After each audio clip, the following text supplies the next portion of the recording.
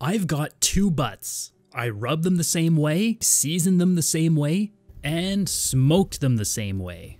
The difference, one of them was on the Kamado Joe Series 3, the other was on his little brother, the Joe Jr. Will one cheek turn out better than the other? Let's find out in this first and possibly only Battle of the Butts. I started things off by prepping the night before. The first thing I did was made some good cross-hatched scores into the fat. This is going to allow the fat to render out better, as well as get the seasoning a little bit deeper into the meat. I sprinkled every side with kosher salt and let it sit in the fridge for an overnight dry brine. Yellow mustard is the traditional binder, but I prefer to use Frank's sauce. So just put a thin layer over the meat and don't worry about it being too spicy because, well, we're just adding this on for the seasoning to stick and have a very little flavor. I mean, hell, you could even use water if you really wanted to. For the dry rub, I went with a Memphis Red. This is a homemade recipe that I found from Smokin' Dad Barbecue. I like to go whole spices wherever I can and only really go powdered when I have to or if it doesn't make a difference. I toss the spices into a Vitamix dry container because I find it's the easiest and quickest way to turn it into a fine powder. Then I just layer the powdered spices on top, give it a quick mix, and you're good to go. When putting the seasoning on, make sure you cover every side of the pork and be liberal. You don't have to worry about over seasoning here because it's going to be all pulled apart and mixed and mingled by the end. Just let the pork hang out and let the seasonings bloom while we head outside and fire it up. For charcoal, I'm using Kamado Joe's Big Block, and I like to use a chimney starter not only because it's faster, but because this never gets old.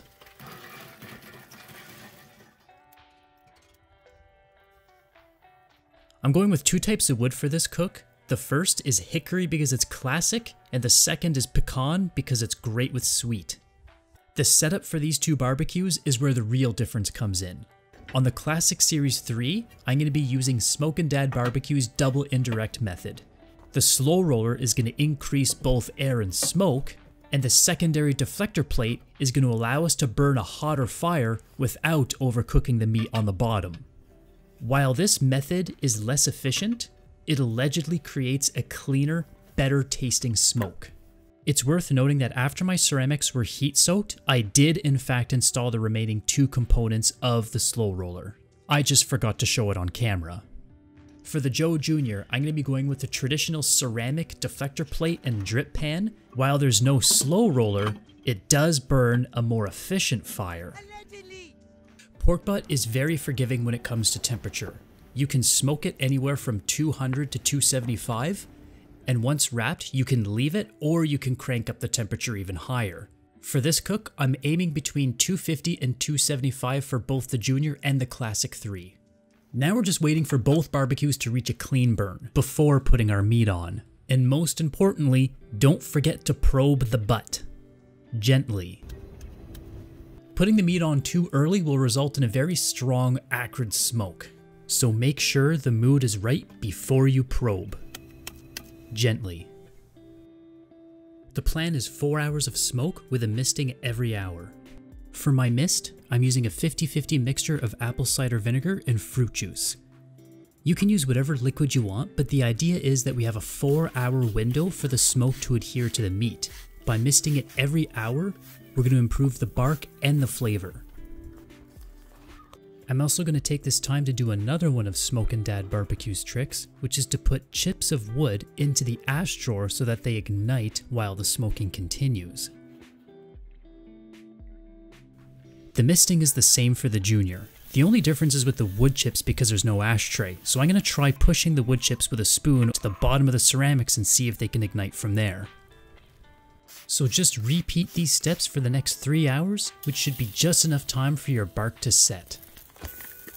Once 4 hours is up, the pork butts should be reading between 160 and 170 degrees. I'm going to go ahead and use my Thermapen to take some readings in some other spots to make sure it's good, but at this point, it's really not so much about the temperature and more about the status of our bark. If you press it a few times with your finger should come clean. If the spices from the pork transfer onto your finger, then you know you need to give it more time. In my case, for both the Junior and the Classic 3, the pork butts were within about 10 degrees of each other, so I'm gonna say it's time to give them a wrap now. In this competition, if we were going by looks alone, both of these pork butts would be clear winners. They both turned out fantastic. And comparing these two side by side, I'd be really hard pressed to say which one is better than the other. A challenge that I had in this video was going from daylight to moonlight to indoor to outdoor to photo to video. All of these things really do change the look of the pork butts, so we just have to assess them as a whole and go from there. There's a big barbecue debate over which is better, foil or butcher paper. Foil does a better job of keeping steam in, but you have the potential of losing your bark. Whereas butcher paper might not hold in steam as well, but its wicking ability will help ensure that your bark stays dry. Trapping the steam inside for the remainder of the cook is what's going to allow the meat, the fat, and any connective tissue to break down and make it ultra tender. I'm trying to get the probe as close to the center as possible. It was wrapped at 160, and now we have to bring it to about 200 to 210 degrees Fahrenheit. And after finally reaching probe tender at about 205, we can finally rest for minimum 1 hour and then take off our smoky, greasy, warm package, unwrap it and pull it apart. As I unwrap it, you'll see that the pulled pork is already falling apart. That's because that connective tissue is all broken down. I can't even take the wrapper off without it falling apart. So in this stage, you can go ahead and just use your hands, get in there and pull it all apart. The fat will melt, connective tissue will melt, all the seasoning and smoke is going to get incorporated to the meat. In fact, this meat is so delicious, I don't even bother putting sauce on it. I just leave it as is because it is perfection. The tray on the left is the Junior, and the tray on the right is the Classic 3. At first, they look identical, but I did notice one thing. The difference is in the smoke ring. Take a closer look. On one of them, the smoke ring is about half the width of my finger, and on the other one, the smoke ring is actually wider than my finger. That has to be because of the slow roller and the double indirect, right? Wrong. Somehow, I don't know how, I can't explain it, but in this test, the Junior actually has the better smoke ring. I have no idea how this happened. But enough about how they look. It's time for what matters most, the taste test. Finally, it took long enough to get to this point, did it? I've got my plate, and I did taste last night, fresh off the grill, off camera, but I've got the plates here of the meat after overnight for the seasonings and the smoke to kind of mellow because, well, let's face it, most of this pulled pork will be eaten in the form of a leftover, so what better way to do it this way?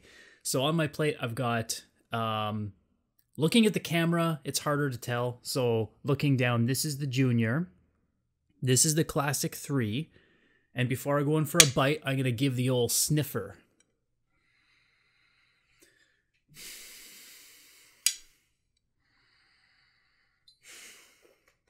Yeah, there's a big difference here. So the Classic 3 wins the sniff test. It smells better. I smell like the seasonings so much more. Whereas the Junior, I don't know why, it smells like meat and meat only. I'm not really getting much smoke. I'm not getting much of the seasonings. I can't believe there's such an enormous difference in smell. Yeah. So for the taste, I'm going to get I can try a couple pieces, some right here, I got a little bit more of the bark. I've got more of the inside of it, and let's go down the hatch.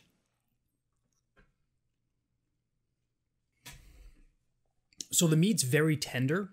The smoke is surprisingly not very strong in it, and the seasoning is also quite light.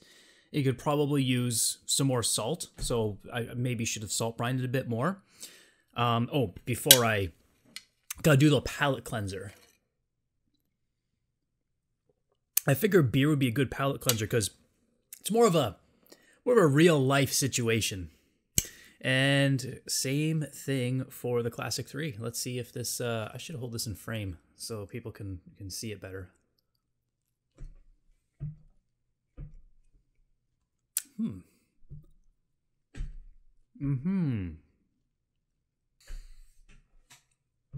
So the difference I'm getting between these two is mostly the seasoning. I thought the difference would have been with the smoke, maybe with the texture, but the textures are so very similar. I'm seriously only detecting a difference in the seasoning. That's it. No smoke, no texture, nothing. I guess I have to declare a winner because I happen to like the smell and the flavor of the seasoning better on the Classic 3. I'm gonna have to give the crown to the Classic 3, even though bizarrely enough the Junior had the superior smoke ring, which is for looks and looks only. It didn't change anything flavor wise. So I guess this is kind of an open discussion type video, and I hate to have a comparison versus video with such an inconclusive result, but the results are the results, and I'm just going to publish this as is, and I'm curious to see what everyone else in the comments says about this, about what I did right, what I did wrong, what I should change going forward, and if anybody else has done comparisons like this in the past, I would love to know. It's fascinating taking such similar barbecues, but with such a drastically different price point to see what kind of results they can achieve. So thanks so much for watching, and I don't know when the next one will be, but who knows.